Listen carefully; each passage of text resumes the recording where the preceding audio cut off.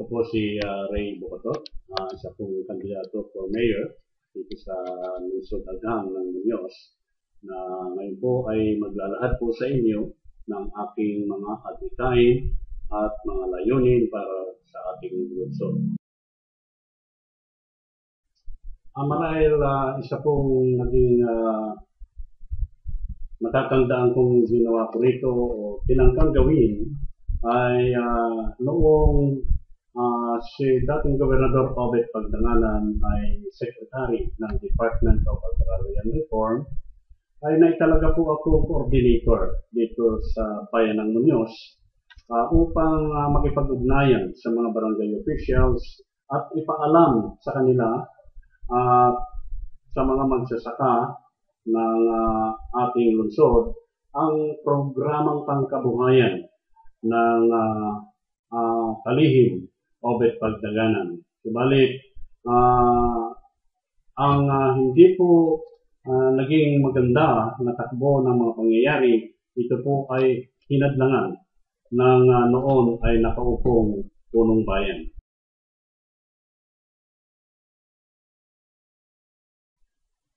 Nais ko pong ipagbigay alam sa lahat ng ating mga kababayan na inyo pong kaibigan na si Ray Bocatot ay mahigit na pong 20 taon na kasapi sa isang malaking NGO dito sa ating bansa, nasa ilalim po ng Office of the Ombudsman. Ang inyo pong lingkod ay Vice President ng isang outstanding CPU o Corruption Prevention Unit sa Office of the Ombudsman. At natitiyak ko po na kung ako po ang magiging punong lungsod ay hindi na po magiging mahirap para sa akin na tiyakin na wala pong mga katiwaliang maisasagawa na at wala na pong korupsyon na mangyayari pa sa lungsod ng Muñoz. At hindi naman po mahirap ito. Tayo po ay bubuo ng mga mahuhusay na mga technologies sa ating pong panahon ngayon ay napakalawak na po ng ating pong teknolohiya upang maihatid sa kabatiran ng ating mga kababayan kahit po yung mga nasa ibang bansa ay malalaman po nila at masusubaybayan ang ating mga pondo sa ating city government ay makikita po nila through computer. Mayroon na po tayong mahuhusay na mga kabataan na mga dalubhasa po sa pagsasagawa po nito. Kaya po sa pamagitan po ng internet ay mai-upload po natin, mailalagay po natin, maging po sa mga cellphone ay makikita na po kahit saan sulok ng mundo nandoon ang isang taga-Muñoz ay masusubaybayan niya po ang bawat sentimo ng ating kababayan. Kaya doon po matitiyak po natin na wala pong korupsyon na nagaganap sa ating lungsod.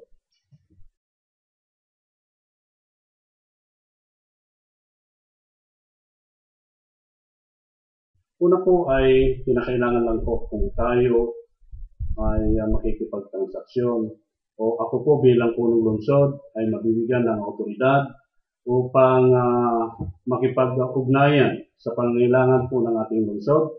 Ang pinakamahalaga lang po ay yung sinseridad. Yung pong mga totoo.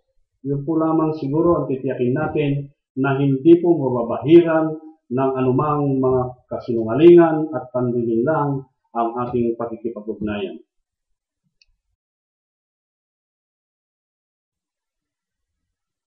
Marahil po ang magiging kaibahan ko po, ako po ay nasa politika, pero hindi po ako politiko. Yun po, maaaring sa iba mahirap unawain, pero ang gusto ko lang pong sabihin dito ay hindi ko po sasabayan o hindi po ako makikipagsabayan sa mga umiiral na mga maling mga sistema ng ating mga tradisyonal na mga politiko. At titiyakin ko po na kung ang nakasalalay ay ang kapakanan ng bawat mamamayan ng ating lungsod, titiyakin ko na ang aking pong mga desisyon na gagawin, ang aking lahat ng pakikipag-ugnayan sa sinuman ay ito po ay titiyakin po ang katapatan ng bawat bagay na pag-uusapan po upang at ang mga pag-uusapan ito ay hindi po kailangan itago sa kabatiran o kaalaman ng ating mga kababayan. Ang lahat po ay dapat na mahayag. Lagi po na makararating sa kaalaman ng bawat mamamayan hanggang kahit doon sa pinakaliblib na barangay po natin, nalalaman po nila at kanilang masusubaybayan ano po itong mga pakikipag-ugnayan o negosasyon na maisasagawa para po sa ating lungsod.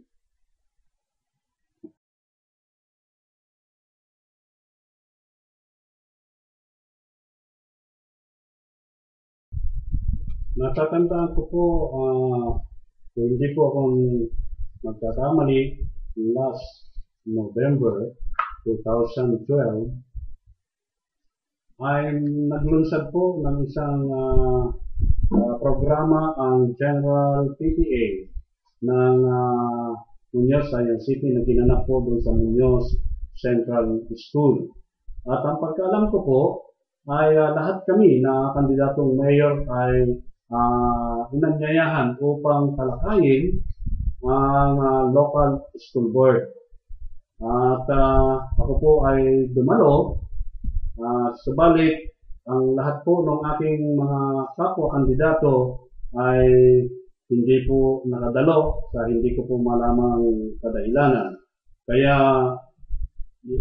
dahil ako po ay nag-iisa na tumugon sa paanyayang iyon, kaya ako na po ang sumagot sa lahat ng katanungan ng ating mga guro at mga magulang. Sa mga tanong po ng members ng General PTA ay inaalam po nila kung ano-ano po yung napapaloob sa local school board, ano po yung mga komposisyon ng local school board. At ayon po naman sa aking nalalaman at ako po naman ay nagbabasa rin po ng ating local government code at masasabi po doon na ang komposisyon ng local school board ay binubuo po ng punong lungsod bilang presiding officer at co-chairman po niya ang superintendent ng public schools at kasama rin po doon ang ating city treasurer, ang chairman po ng Committee on Education sa ating sangguniang panlungsod, kasama rin po doon ang presidente ng Federasyon ng mga Kabataan dito sa ating lungsod. Kasama rin po doon ang presidente ng Federation ng mga PTA sa ating lungsod. At kasama rin po ang presidente ng Samahan ng mga Guro. So, yun po ang aking natatandaan na mahalagang tanong na inalam po sa atin. At yung iba po ay kung ang pondo ba ng local school board ay sadyang nakararating sa pinakakulan, yun po ay hindi ko ganong masagot.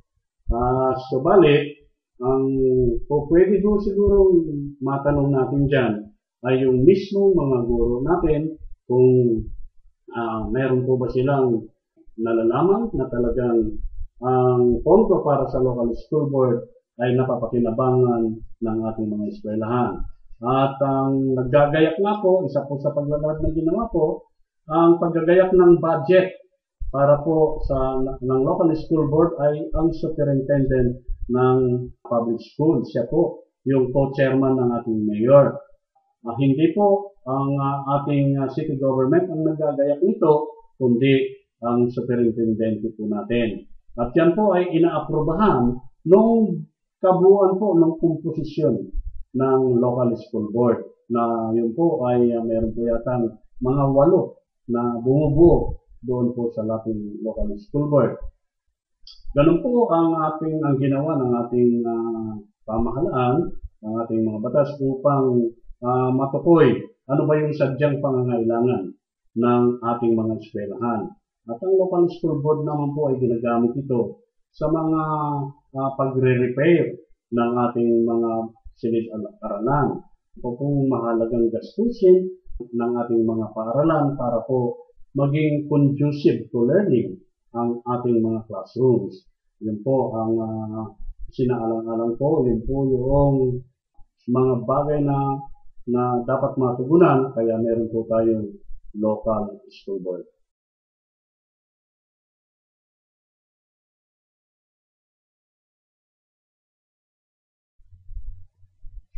Sa pagtatakda po ng buwis para po sa lahat ng mga subject to taxes, kasama na po dito yun pong mga nagninegosyo, pati po itong sa mga magsasakyan dito po sa ating lungsod ay meron silang tinatawag na parking fee, meron pong prangkisa po, at maging sa mga ari-arian na kailangan naman magbayad ng buwis. Tama naman po, itinakda po ng ating mga batas sa taxation na kailangan po meron tayong kaukulang mga taxes na bayaran sa ating mga na-enjoy na mga properties, maging yung mga business natin, meron tayo talagang pananagutan po dito. Subalit, kinakailangan din po dumaan sa tamang proseso. Ang tax ordinance po, kung tayo gagawa nito, ito ay sinasagawa sa Sangguniang Panglungsod. At dapat po dito ay sinusuri po ng ating mga kagalang-galang na mga konsehal ng city, yung pong mga mahalagang punto, no? Bago po magpatupad ng mga tax ordinances. So isang requirement po dito ay yung public hearing. Ito po. At ito po ay ginagawa ng committee sa taxation sa ating sanggunian, o kung ano man po yung committee na humahawak po dito. Tatawag po sila ng public hearing, halimbawa po yung mga magta-tricycle. Lahat po ng magta-tricycle ay inanyayahan o yung mayoriya upang alamin ang damdamin. Ganon din po yung mga market vendors natin, at kasama po silang makikipagtalakayan kung ano ba yung buwis na nararapat na maibataw po natin. Tama po marahil, po pwedeng sabihin po na upgraded, tumataas ang mga buwis natin dahil tayo po ay isang lungsod na. Subalit tignan po natin yung pong takbo ng ekonomiya dito sa ating bayan. I-considera po natin ito sa public hearing. Kaya po ba ng mga magta-tricycle? Kaya po ba ng mga market vendors? Kaya po ba ng mga real estate property owners, mga bahay, mga lote, mga sakahin, lahat ng mga binabayaran na buwis? Kaya ba ito ng ating mga taxpayers?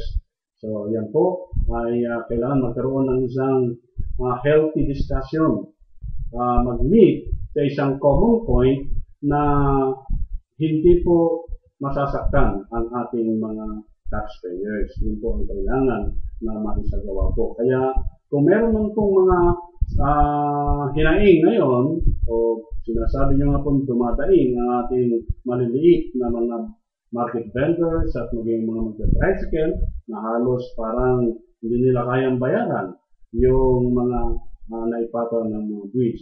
Siguro po, i-discuss po natin muli yan at susukatin po natin yung kakayahan po ng ating mga kababayan base sa kanila pong kakayahang magbayad. Katulad po ng isang magta-tricycle, magkano ba ang kinikita niya, ang kanyang neto sa buong maghapon sa pamamasada. So, kukwentahin po natin yan sa loob po ng isang taon, dahil taunan po yung pagbabayad. Ano bang mga remedyo kung hindi kakayanin ng magta-tricycle? Ano bang mga remedyo ang pwede natin gawin? Kaya ho ba natin taasan yung pamasahe o bawasan ho natin yung buwis doon sa abot kaya ng ating mga magpa-tricycle. Ganun din naman po yung mga market vendors. So, ganun lang naman po kasimple yun dapat gawin. Maging totoo lang po lahat, maging realistic lang po tayo, ano ba talaga yung tunay na kalagayan, at dito po natin isa katuparan yung mga ordinansang pamumulisan.